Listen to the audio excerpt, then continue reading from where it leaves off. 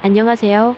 오늘은 KFX 사업에 논란이 되고 있는 인도네시아 분담금 미납에 대해 알아보겠습니다. 인도네시아는 KFX 분담금을 못 내는 것일까요? 안 내는 것일까요? 구독과 좋아요는 영상 제작에 많은 도움이 됩니다.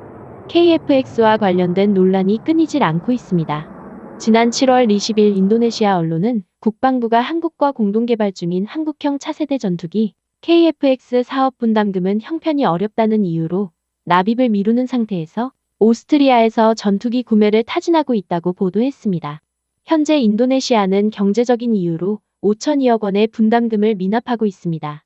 보도에 따르면 국방장관은 지난 7월 10일 오스트리아에 클라우디아 테너 국방장관의 서한을 보내 오스트리아에서 운용 중인 15대의 유로파이터 타이푼 제트 전투기 구매 의사를 전달했다고 합니다.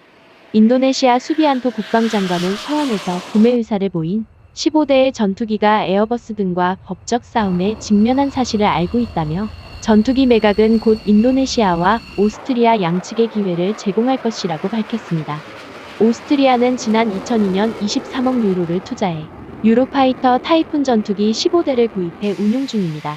그런데 본 전투기는 방공 임무에 초점을 맞춘 기본 작전 능력만 가진 초기형 트렌치 1 버전으로 지상 공격 임무는 불가능합니다.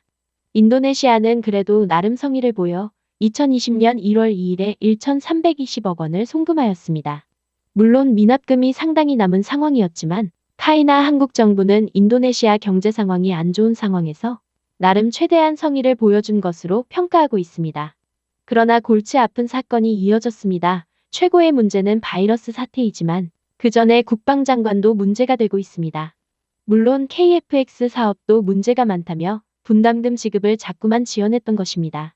여기서 프라보어 국방장관은 보수적인 색채가 강하고 대선 공약으로 자주국방, 특히나 독자적인 잠수함 건조를 주장하는 보수적인 정치인입니다. 당연히 KFX 공동개발 및 잠수함 공동건조 사업은 그의 자주국방 공약에도 부합하나 문제는 이들 업적 모두가 자신의 정적인 조코위 대통령이 만든 것이라는 점입니다. 그래서 대통령의 업적인 KFX와 한국과의 잠수함 공동건조 사업이 불발되기를 아주 간절히 원하고 있습니다. 무엇보다 바이러스 사태가 발생하자 카이에 피견되어 있던 인도네시아 기술진 114명이 인도네시아로 철수함은 물론 지속적으로 분담금 지불이 미뤄지고 있습니다. 기술진들이 다시 복귀한다는 뉴스가 얼마 전 있었습니다.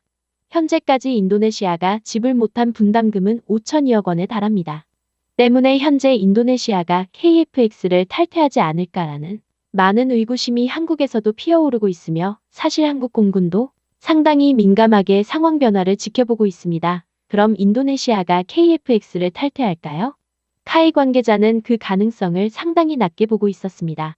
먼저 국방장관이 교체된 이후인 지난 19년 12월 6일 카이는 인도네시아 현지에서 정부 인사를 대상으로 개발 공유회를 열어 사업 파트너인 PTDI사와 함께 KFX 개발 정보를 공유하였습니다. 그 결과 KFX 개발에 참여한 인도네시아 엔지니어는 28명이었으나 공유회 이후에 곧바로 72명으로 증가하였고 바이러스 사태가 일어나기 이전인 올해 2월까지 114명으로 늘어난 상태였습니다. 즉 인도네시아는 KFX에 상당한 투자와 관심을 표명하고 있는 것입니다. 카이 측 관계자는 인도네시아가 지금 KFX 사업을 탈퇴하면 현재까지 지불된 3,500억 원의 개발비를 모두 날리게 되며 단신이 구축해놓은 항공산업 기반이 완전히 붕괴된다고 언급하였습니다. 인도네시아는 수많은 섬들로 이루어졌고 그래서 항공산업이 중요했기에 1990년대 스페인 CASA와 공동으로 CN235 경수송기 개발함과 동시에 이를 IPTN사에서 생산하고 있습니다. 그리고 한국도 인도네시아에 대한 T-50 고등훈련기 수출에 대한 절충교역 형태로 지난 2002년에 인도네시아로부터 8대의 CN235를 도입해 운용하고 있습니다. 그러나 현재 인도네시아 IPTN사는 점차로 CN235 생산 물량이 감소함에 따라 크게 고통받고 있으며 위기에 빠진 항공산업을 구하고자 전략적으로 시작한 것이 바로 KFX 사업이었습니다. 즉 인도네시아 입장에서는 어렵게 구축한 항공산업과 국영기업인 IPTN사의 생존과 항공업계 고용을 위해선 반드시 KFX 사업이 필요한 상황인 것입니다. 실제 한국보다 인도네시아가 KFX 사업을 더욱 필요로 하고 있다는 분석도 많습니다. 감사합니다.